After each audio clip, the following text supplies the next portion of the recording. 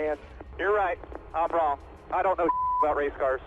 Welcome to Turn 4 Talks. I'm Nate. This is Pops as always. We're happy to have you. It was a fun racing at the last Great Coliseum. Always some good racing there, and honestly, this whole weekend was action packed. We'll have to dive right into the Truck Series run. Hell yeah, man. Let's do it. Let's do it. Quick shout out to Caden over there in Nashville for winning that race, man, for the cause all. But let's move quickly to the next series. My apologies. No, it's a good little reference there. The Truck Series race was wild. It definitely was Heim time for like 75% of the race, and you'd think that he was going to do it yet again, as always. But it's not often you get to see the leader get wrecked, especially running away from the field. So that was kind of wild to see. Yo, Eccles was battling up there all day, back and forth. I mean, it was really interesting to see there at that point. You know, Heim made his way up there, but I don't think there was any bad blood. It's odd that you heard the radio chatter. It sounded intentional, but what do you think about that? Did Corey seem to be accepting it? I think he understood. I mean, that didn't seem anything too dirty. It just seemed like a run at Bristol that went the wrong way and backfired on a bunch of people. It was interesting how it shifted the whole field because there was a bunch of drivers who weren't quite in the mix and then ended up being there at the end because of that kind of little take out of the top few drivers. But I think all in all, that was such an interesting little run. I mean, if you're sitting there at the end, past stage two, and watching the race and going, all right, I guess we're just watching what this is, and then it becomes a Heim in the wall, and you're just shaking your head sideways, like, what did I just watch? Honeycutt snapped out right away. It's like 70 to go. He just flat out wrecked on Bubba. I mean, that might have been from his point of view. Corey kind of went for that spot. I know Eccles, after getting rubbed, was like, I'm not lifting. I'm taking a line. It's hard to tell, but, hey.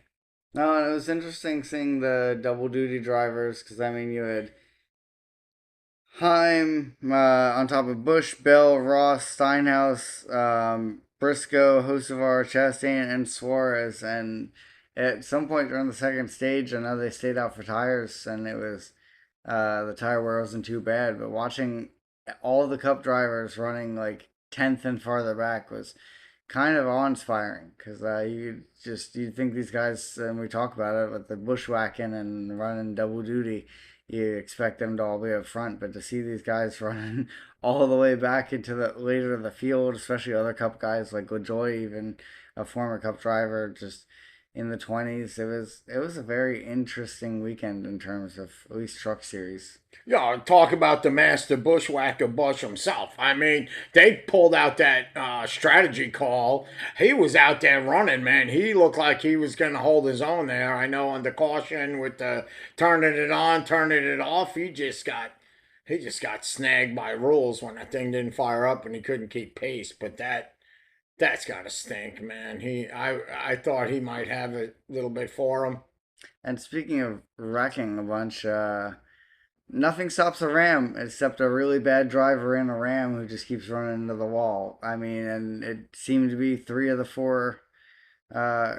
five Ram drivers really were their own worst enemy all weekend. It was nice to see Butterbean run close, but I mean, you watched LaJoy and even Haley and everybody else kind of all seem to create some incidents, and maybe they're getting a little anxious trying to get results, but that team has not been what is expected as we've Yeah, LaJoy got slammed. I mean, he just wrong place, wrong time.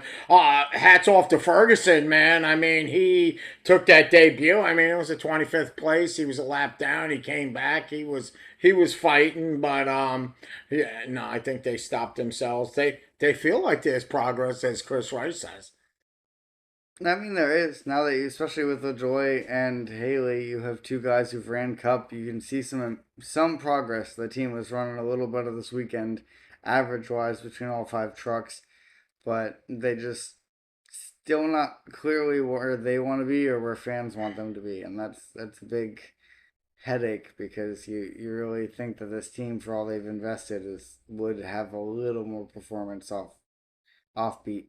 Well, we talked about it before. They got all their sim stuff pulled from them, and they're building a new database. So every race is data. So hopefully they can start to cook that in a pot and make it tasty. I'm assuming. Yeah, I think my favorite moment from the Truck Series race was poor Malcolm in the middle there. Life is Unfair, as he was sponsored by, which is the reboot of the series, and he got wrecked good and had to get out of the truck midway through the race. And I guess, as the show is titled, life is unfair. Life is unfair. That was sad. That Ford. I mean, that Luke Baldwin in that Ford got in a bad situation too. You kind of felt bad for him too, but it is the way it is. I think the only bushwhacker you forgot about was the man who won the race. By the way, unless you mentioned him and I totally missed it, which is possible. I think I threw his name out there, and I mean Earl. Just say it so quick. Yeah, but I mean Bell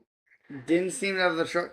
Even during the third stage, he kind of started up front a few times up early and was in the starting the inside for one of the restarts with like 50 to go, and kind of fell back to the top 5, top 10, and didn't seem like the truck that was gonna do it. But I guess that shows where the cup prowess comes from, and really some domination. He held it steady and kept it through, and he was there when he needed to be. And I loved when he got out of the truck and he mentioned, he was like, "Man, it's been a long time since I won a truck race." And he was dominant back when he was a truck driver, so it's kind of cool to see him come back and get some of his base roots and make it happen. He was driving that thing sideways, and I think goes back to Bush. I think a lot of those guys, you were in the pack, you just couldn't get those things going. But if you got some clean air, I mean, he was sliding, weaving, and wobbling. I mean, on that restart, it was like all of a sudden, Eccles, all his magic dust dried up because he banged off the outside of him, drove by him, and it seemed over for him, man, at that point. Yeah, I mean, it was an entertaining race, and you can't say that you wouldn't have been surprised. I don't care who you're rooting for or what you were invested in. That was one of those races where it was not what you'd expect. Even if you had a crystal ball, it definitely went wry in a good way. So, hey. Yeah, I think they really that team really was rewarded big. But yeah, get some bottles of water in victory lane for your cup driver that's driving your truck. Because the first thing when Friesen walked up and congratulated me, he turned to me and said, "Yo, can you get me a bottle of water?"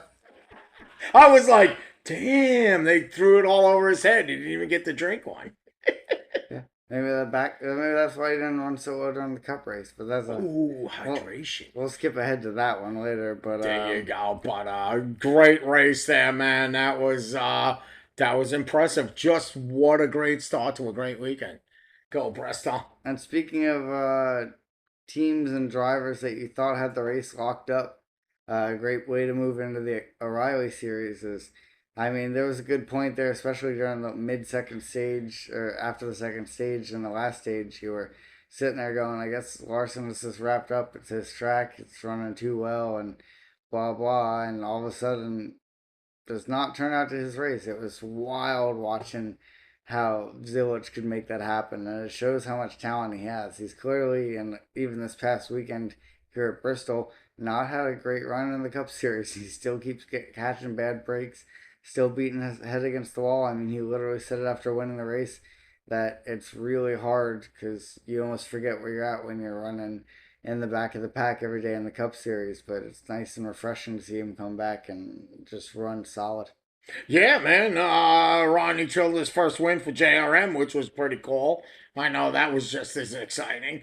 But yeah, you know what? You saw him work his way up through the field, and that was pretty impressive. There was a whole gaggle of guys you thought were gonna be up front there. I mean, hey, Carson Kroppel, man, he had the engine change from the rear, and he drove that 9 car up there. So that was just as impressive to me.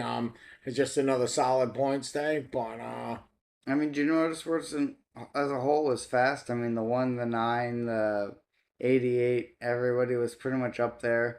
Actually, if anything, talking about junior sports drivers, it was kind of, you felt bad for Raja, who was running low 20s because I mean, Jordan Anderson's had a decent car for him all year every time he stepped into it, but this seemed to be the weekend that it wasn't and that it showed. And I don't think it was on Raja, but running mid 20s all day, it was must have been a headache because even the Hendrick car is 32 with that yellow roof number. It's probably a little frustrating and a little stressful to not be performing where he probably should have been. You mean watch your the car, the '88, blow by you, and be like, "Yo, we've had this conversation between Kroppel and Raja, man, doing this falling thing. I know they're hanging in the points, but man, especially he was a dash for cash driver, and then he had to get in that 32. It's just a twist. The driver that stuck out to me the most, though, all weekend was Ryan Sieg. I think that, he's always had some great flashes of brilliance, and for a home family team, it's not always easy, and obviously he didn't have the dominant car, but there was a chunk there on the second stage where he was holding off Larson. He was running really strong. I know part of that was strategy, but, it really gives a lot of credit, and I gotta say that Ryan Sieg does not get enough credit where credit's due. And he really drives hard and pushes that car to where it needs to be. And he'll catch his break sooner than later. I know he hasn't, but it's just a matter of time before he finally gets that win. Yo, I'll echo that again with, I know I mentioned him a couple weeks ago, last week, Parker Resloff again, man, sliding in that top 10. I mean, he's doing all the right things. It's bound to be in the right place. But yeah, see him, yeah, they're kind of some of the same connections. But Yeah. I think it's been an interesting season. The O'Reilly series has been top tier and really keeps you on the edge of your seat. And it's always nice, as we mentioned, just to know what you're going to tune into on CW and that it's going to be a show and you don't have to worry about what you're watching on the weekend. It's always going to be excitement. their coverage, I gotta tell you, I mean, not to go down that road again, but between Fox and them, their coverage is pretty darn awesome, man. I really enjoyed it. Um, You bring up a good point with the coverage, and I won't be one to harp on Fox per se, but man, that truck race was something. It seemed like Cindric and Mikey were literally down each other's throats and ready to throw hands the whole time. They were definitely not friendly with each other, and as that race went on, you could just hear in both their voices and the way they were talking to each other that, I mean, Michael Waltrip was saying things like, well, you're new here compared to me, which is fucking funny because he's literally been Cindric's been in the Cup Series for how many years? If Cindric was in the Truck Series 10 years earlier, I mean, we were literally racing in 2016. Um, and then they were just going so back and forth with all these small comments. And I know people aren't the biggest fan of Mikey or Cindric separately, but like, all right, I walked away from the race that weekend, and more than anything, I took away. I was like, that was some interesting banter between the two of them. And then Kim Kuhn was just a mess in between trying to figure out what the hell was going on. she was like, yo, what's going on here? She was like, yo, I would have liked to have been a fly in that room when they were off mic to see what was really happening. Maybe he took the last piece of cheese after caterer's plate. We don't know. No, I guess not. But no, that to me, I mean, and then some of the editing on Fox was like driving me nuts, man. The screens were split, and you're like, what is going on? And, just as there's an action happened, they changed the camera to somewhere else. I was just like, again, I am so grateful to watch our NASCAR sport every day, but as a fan, you're just catching on this stuff like, wow. But No, and moving to the Cup Series, you make a good point. There was a point in the broadcast where they were literally showing a two-car battle. I think it was the five car and somebody else. And the 12, man. The 5 and the 12. And then they double screen it, and neither screen was actually catching what was happening between. It was just one. The top screen on the left was literally just showing blank track on the high side that nobody was racing in, and the lower screen was too high to actually see what was going on, anyways. And you just looking there like, what am I watching right now? Like, what is happening? And that was 30 seconds of your life that you can't get back.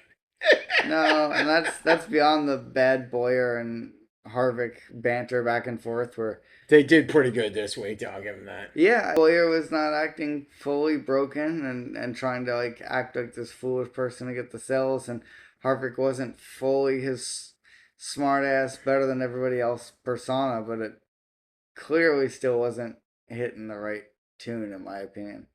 Nah, yeah, it was pretty wild, man. And before we jump in full blown cup, but like, watching Silly Silly get out of the car, he was like, one step on the seat, the step. Like, he's got some PSTD of getting out of the car in Victory Lane, I'll tell you that much. But Yeah, it was noticeable. you could definitely tell he after he won, he was excited, but he was watching his steps. No need to mess things up again. But I guess he just didn't want another bad tweet from his father. And then his interview about how shell shocked he is in the Cup Series. He's like, it's good to come back here and remember you're successful.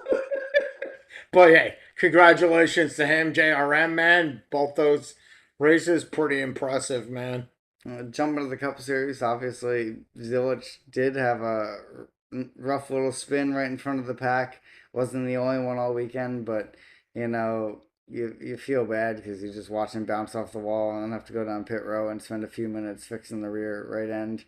And the poor kid, he's gonna catch a break. I mean, Ty Gibbs showed it as the winner this weekend. Is like even the talent will persevere. And I mean, good for Ty Gibbs finally getting a win.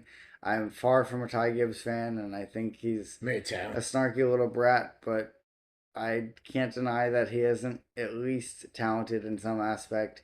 And he's a good year all year. I mean, he's finally produced.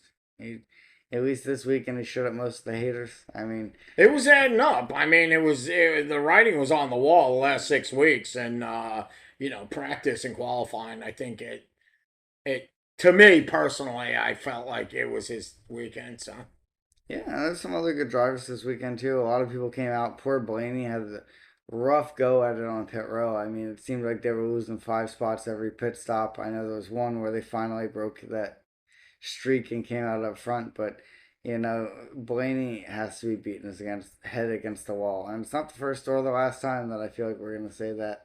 there's some statistic, and I can't remember where I heard it, that he's lost 84 spots on pit road this whole year.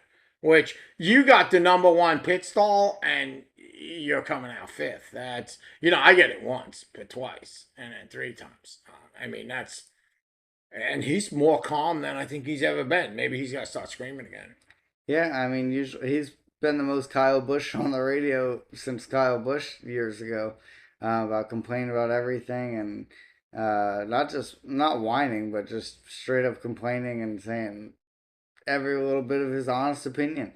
And he's you could tell he bit his lip a little in the last few weeks, but I think he's getting a little too in his own head. Even he had to run. I mean, obviously he ran up the track and got loose a couple times in that last run, trying to catch up to Gibbs.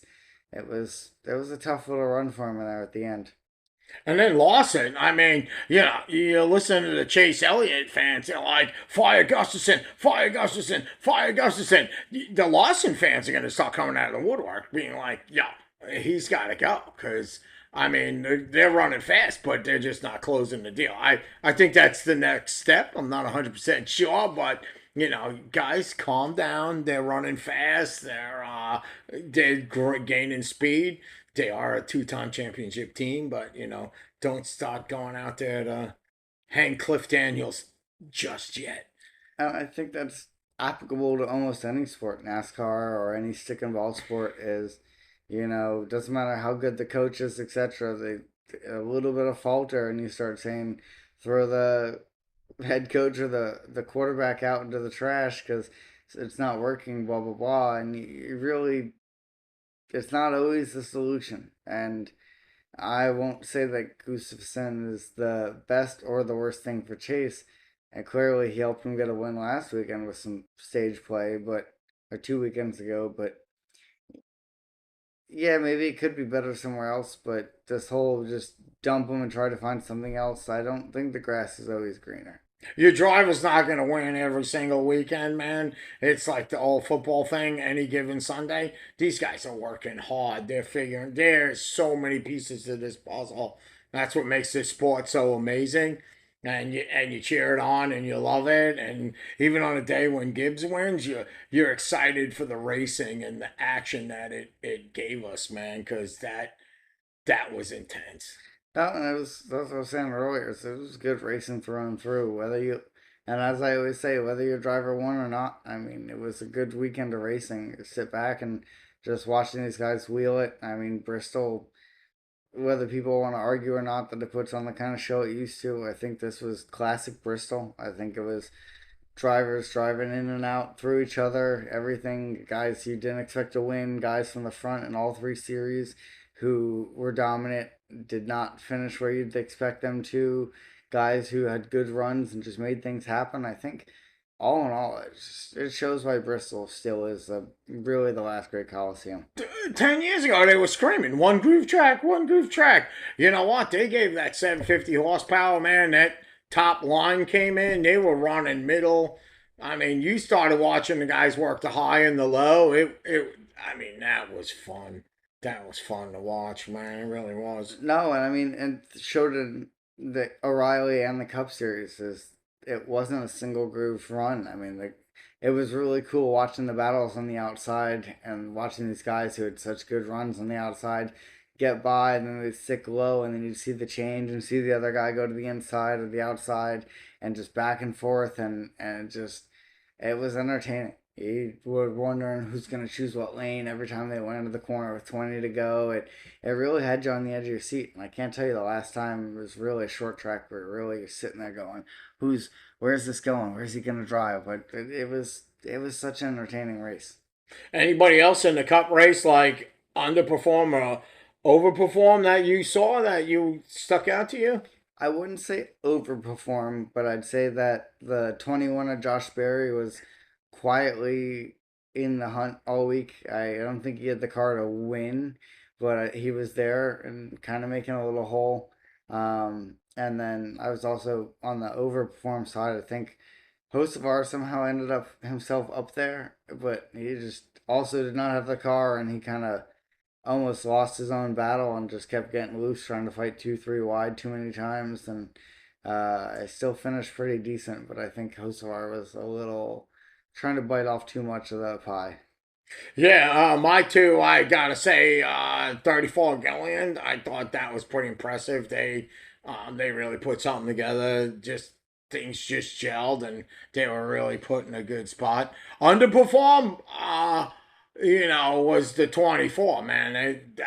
They just like were dragging anchor all day. They just totally missed missed a shot, which was blew my mind for Byron. He's usually an early performer in the season. Especially at short tracks. And I mean, speaking of Hendrick drivers who underperformed, I don't think you can say underperformed, but Alex Bowman obviously returning back and good for him. I really so happy to see him in the field. I always Yeah, say definitely. you never wish anything bad upon even your enemies because I mean this is racing, but he didn't have a car or anything that was sticking out or too crazy. But it was nice to see him back in the field. Clearly, he's going to take a little time to kind of weasel his way back into understanding the feels of everything. And but truthfully, you, I feel like people expected more of his return, but at the end of the day, it's just nice to see him return.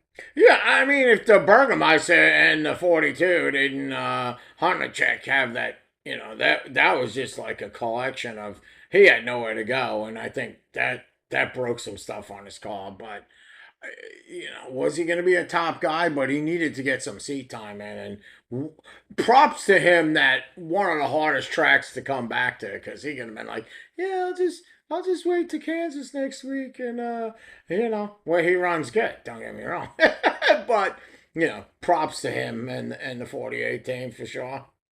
I think a lot of people give him a hard time, especially this year and late last year, just not having the best of runs and finishes. But I think that Bowman is a really talented driver, and if he wasn't at Hendrick, most other teams would be trying to scoop him up because he really is a top tier driver. I just I don't know what you can expect from a guy coming off a couple week break from a major like physical illness, especially vertigo at that, and then diving into Bristol. I mean, But Bristol is, besides Dover, one of his best tracks on the modern schedule right now that's going on. So you'd think that at least probably helped him, but it's going to be a slow burn. That's for Yeah, sure. and even out of experienced drivers, all the guys in the double digits. I mean, the guy's got 8 wins under his belt in his career. I mean, he's far ahead of a lot of other guys with experience and the team he's with. So he's definitely not someone you're going to throw away way too early in that to start talking that he's got good sponsors, team that's behind him, and at the end of the day, that gives you a seat. Yeah. The two other drivers, and the last two that I pretty much have to talk about for the weekend that stuck out to me were Briscoe is changing his trajectory. I mean, I don't think he's had bad runs, but he just had bad luck. So I mean, he was there. He wasn't at the fastest car, and he wasn't gonna win. But it was interesting seeing him in the top five, top 10 all day. I think that just shows that his talent level, especially on short tracks where it's very technical. And the other driver that really stuck out to me is Kyle Busch, and we've talked about this several times, but I think he is every day closer to shutting that door behind him with RCR. He is beating his head. I mean, he literally got into an argument with Jim Pullman and had the spotter or the car chief was talking to him on the radio, telling Pullman, like, all right, it's not going to help if we keep arguing with each other. And Pullman literally said, like, yeah, it's just nothing's working. And Pullman's not a slouch and Kyle Busch isn't a slouch, but clearly everything's not working in Do you know anyone's what you favor. signed up for? You're the crew chief. Kyle Busch, if he's unhappy, you're gonna hear it, man. He got too spoiled being with Allgaier, who's quiet, nice little respectful dude who wants to make things happen and win. So I And you mean, didn't have any troubles, man. You were performing. I mean, that's it too. You were performing. You were like, it was your race to lose, I guess, too, at that point. I don't know. Shouldn't, but yeah, I don't see I him wish them both the sticking. best of Yeah, luck, man. I don't want to say anything bad. I don't see him sticking as the Cup crew chief past this year, and it's not a knock on his ability. Clearly, he's a championship-winning Xfinity crew or Riley crew chief, but I think he took the chance to go drive or be a crew chief for one of the top drivers and for arguably a good team, and it's proving that it's not a good team, and despite having a top driver, it's kind of falling apart. You wonder if Kyle Busch can make that 8 car come to victory at some point this season, but you can just see that he's either distracted or frustrated or something in between. But I don't see it. Yeah, no, I feel it. I mean, it is what it is. I mean, there's no doubt about it. But the rest of the season will tell the story. They might get a twinkle. I some reason they go to Richmond. I know the threes won it the last 2 years. I just waiting for something to happen to them. I really do. But Yeah, for sure. Points, man, your top five is showing up. I know Chase stumbled a little bit this week, but Blaney's within 60 now of Reddick. He's reeling him in every race, and Lawson's right on the coattails. Denny, I know Chase slipped back, and Ty Gibbs moved into the fourth.